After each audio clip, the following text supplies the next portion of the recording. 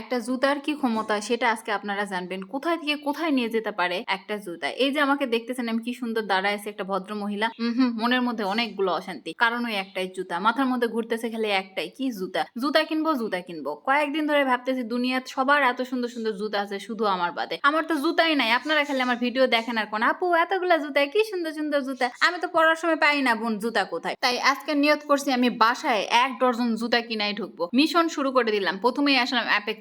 ওমা মিশন মনে হয় আজকে আমি জিতবো না। এসে দেখি জুতা ভালো নাই। ভাইয়া জুতার কি অবস্থা? ভাই রোজার ঈদ কুরবানি ঈদ সব চলে গেছে, আপনি আসছেন এখন জুতা কিনতে। ওমা ব্যর্থ হয়ে গেলাম। মনটা তো খারাপ হয়ে আমি অ্যাপেক্স থেকে বের হয়ে গেলাম। তারপরে যাবো এখন কই ভাবতেছি, ভাবতে ভাবতে গেলাম অমনিতে। আয়ের বাড়ি যাওয়ার সময় প্রতিদিন চোখে পড়ে এই শোরুমটা, কিন্তু কখনো ভিতরে যাওয়া হয় নাই। আজকে গেলাম। এখন আবার বললে বলবে সবাই আপু আপনি তো নওগাঁ থেকে মার্কেটই করেন না। আরে ভাই আমার মনের মতো যেখানে পাবো আমি সেখান থেকেই নিবো। যদি রাস্তার ধারে আমার মনের মতো জিনিস পাই আমি সেখান থেকেই কিনবো। মনের মতো যদি জিনিস না পাই তাহলে তো আমাকে ঢাকায় চলে যেতে হয়, তাহলে তো আমাকে রাজশাহী যেতে হয়, বগুড়ায় যেতে হয়। নওগাঁ থেকে কিনি না এমন না, যা পছন্দ হয় তাই কিনি। আমার জুতা দেখতে দেখতে দেখতে দেখতে দেখি এই জুতাটা আমার সেই ভালো লাগছে, খুবই সিমসাম, এত সুন্দর, একদম ওজন ছাড়া, কোনো কথা ছাড়াই আমি জুতা নিয়ে নিলাম। কারণ আমাকে ওই মিশন আজকে জিততেই হবে। আমি 1 ডজন জুতা কিনে নিয়ে বাসায় যাবো। অমনিতে জুতাটা কেনার পরে বিল টিল দিয়ে চলে গেলাম। আমি চেষ্টা করছি এখানে আরো 2-3টা জুতা পছন্দ করার, বাট পছন্দ হয়নি। আমি কিরকম চাচ্ছি। তারপরে নওগাঁর ভিড়ের সাথে একটু দেখা করে গীতাঞ্জলি শপিং কমপ্লেক্সে গেলাম। প্রথমে গেলাম জোসনার মেলায় যে জুতার ঘর সেখানে। ও মা এখানে একটা সাদা জুতা দেখি ও মা আমার সাথে ভালোই ম্যাচ করছে, বাট ওরকম জুতা আমি পরি না। আমি কিরকম চাচ্ছি একটু পেন্সিল হিল টাইপের, যেরকম আমি সবসময় পরি, একটু কটকটা কালার ড্রেসের সাথে ম্যাচিং করে পড়তে পারবো, বাট পারলাম না। তারপরে চলে গেলাম স্টেপে। এর মধ্যে গিয়েছিলাম অ্যাপেক্সের আরো একটা শোরুমে, তার মধ্যে গিয়েছিলাম বাটাতে। ভিডিও করতে ভুলে গেছি কারণ হুড়াই একটু মামনির সাথে চলে গিয়েছিল আমার সাথে থাকতে থাকতে। কোথাও আমি আর জুতা পাইনি। এসে নিচে ব্যর্থ হয়ে দাঁড়ায় আছি, ভাবতেছি এখন কি করবো এখন কি করবো। এর মধ্যে হুড় এসে হাজির হয়ে গেল, বললো চলো তুমি আর সাথে অনেক ঘুরেছি, তোমার এই জুতার মিশন আজকে আর পূরণ হবে না, আমাকে নিয়ে আড্ডাই কাফিতে খাতে চলো। চলে গেলাম আড্ডাই কাফিতে। খাবি কি রে তুই? পাঞ্জাব পরোটা। কোচ্ছে আপুর নামটাই সুন্দর তাই না, পাঞ্জাবি পাঞ্জাবি একটা ভাব আছে।